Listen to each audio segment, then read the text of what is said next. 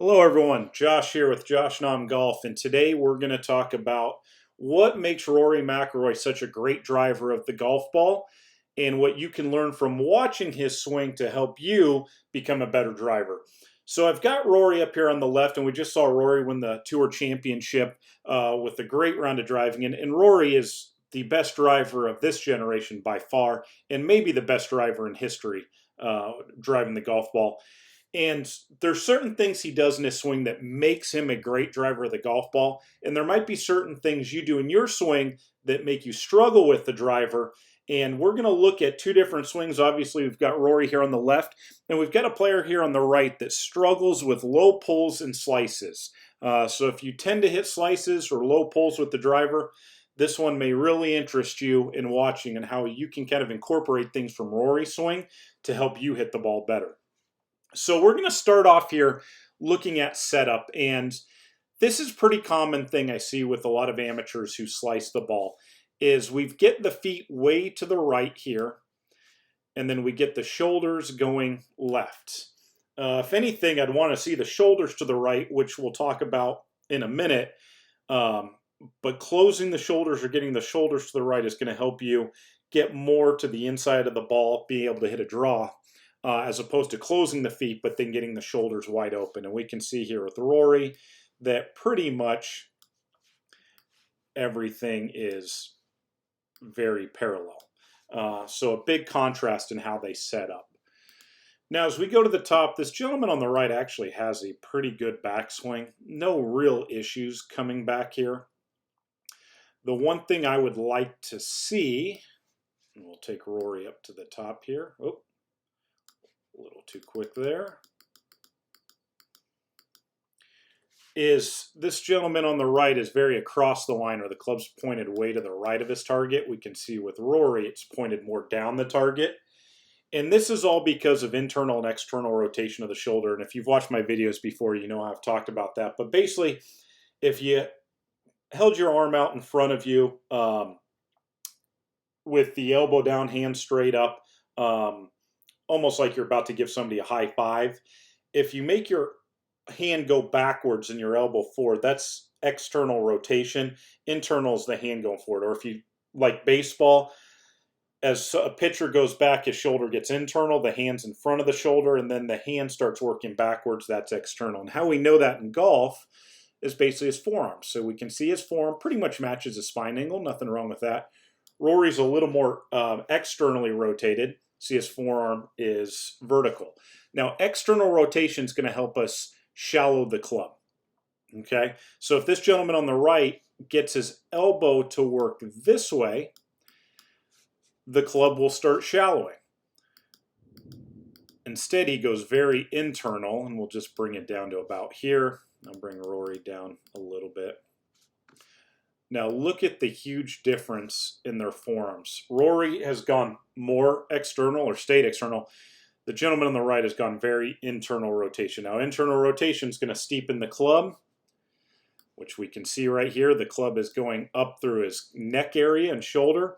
We can see that Rory has already started to shallow the club. There is no good drivers of the golf ball in America, people, that look like this swing on the right halfway down.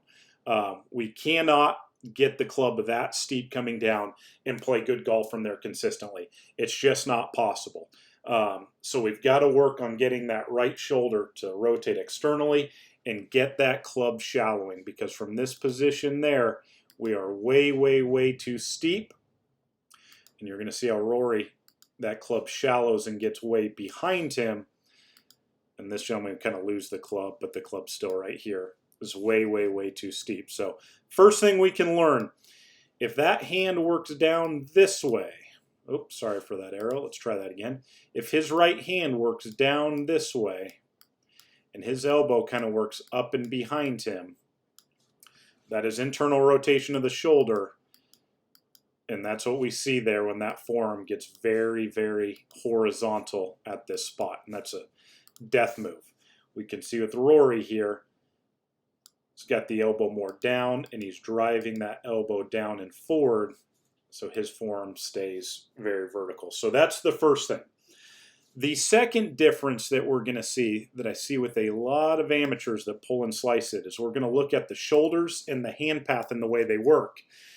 If we draw a line here off the butt end of the club with Rory, and I'll just bring this down a couple frames, say to here, Rory's hand path has worked very vertically down in his first move.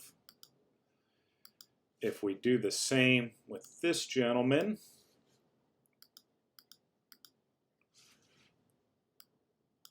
we can see that his hand path is working much more out. So what happens when the arm plane moves out or the hand path moves out?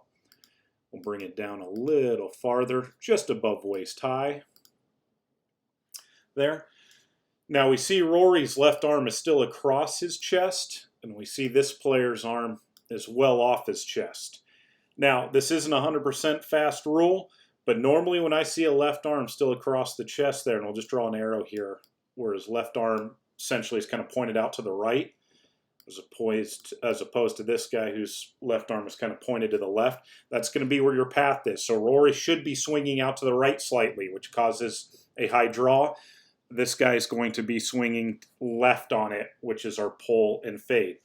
The other thing you're going to notice from the top is Rory's shoulders stay very, very closed coming down. And we'll take that from here. Look at his shoulder angle compared to that shoulder angle. Much, much, much more closed. So this gentleman's first move was to spin the shoulders open really fast.